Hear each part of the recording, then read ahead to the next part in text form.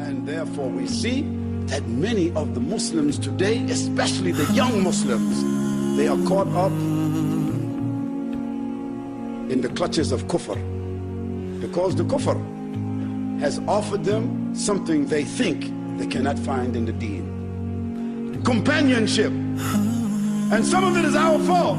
Some of the older Muslims, it's our fault. We don't make the masjid attractive for them. We don't make room in the masjid for them.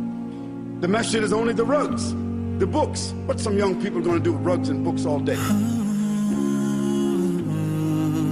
The older men who is satisfied to sit against the walls and read Quran for 2 hours a day, and sit in front of the television for 4 hours a day, and sit and smoke the hookah pipe for another 4 hours a day, and to play with their wives and their children some more times in the day, and to go to work. This is what they do. The young people is not like that. Young people are active. They want to know what's going on. They want to know what's happening. What's going down, what's going up. Who got it? How can I get it? Who's with it? Who are you with? They want to get with what's going on. They want to have some of whatever they can, and they don't care how they get it. And we got to be realistic about this issue. The young people, they want what the old people got. They see Pops, he got a wife or two.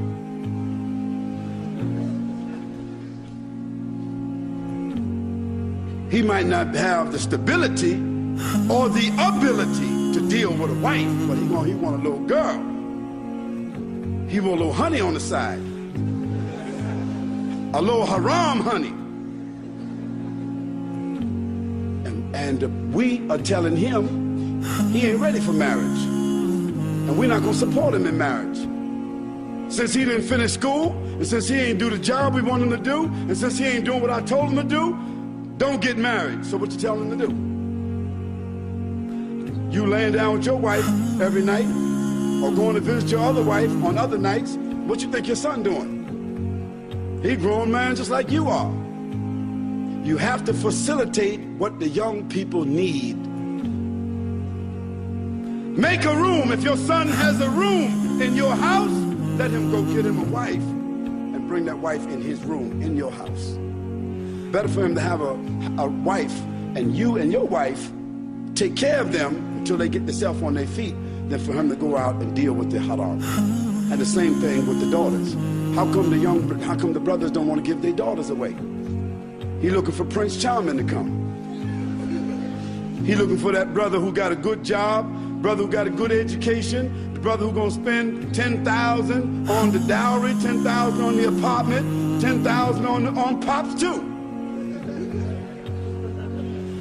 And Pops want the 10 grand, he want the 10,000 before he even pay the dowry. So the young brother, he can't come up with that 30,000. So what's he gonna do? He can't get married. So the young sister, what happens to her? She looking, he looking. And when moms and pops is not looking, they hooking.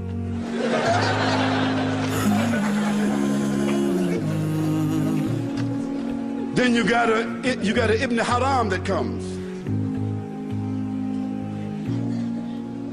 You got a little haram baby that comes. And everybody make it a secret for a little while until it's apparent to everybody. Then they had the walima, a haram walima.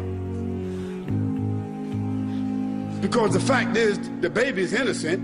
The baby didn't do nothing wrong. So then you got this cycle of hypocrisy. And what happened? Because we didn't follow the sunnah of the Prophet ﷺ. He said when the man gets to an age of responsibility, he should marry. Didn't he say that, sallallahu alaihi wasallam? And even he performed a marriage one time when a man didn't have nothing but some ayats of the Quran. And another time the man had nothing but some slippers. He said, give that to her for a dowry if she'll accept it. Of course, I'm not going to give my daughter to none of you guys for no slippers. But this shows the sunnah, the practicality of the sunnah. all these young men who are 14, 15, 16 years old, if they are responsible, we got to start thinking about marriage for them. And these young girls who are 13, 14, 15, if they are responsible, put them in the house of that father or put them in the house of the other father and let them get married.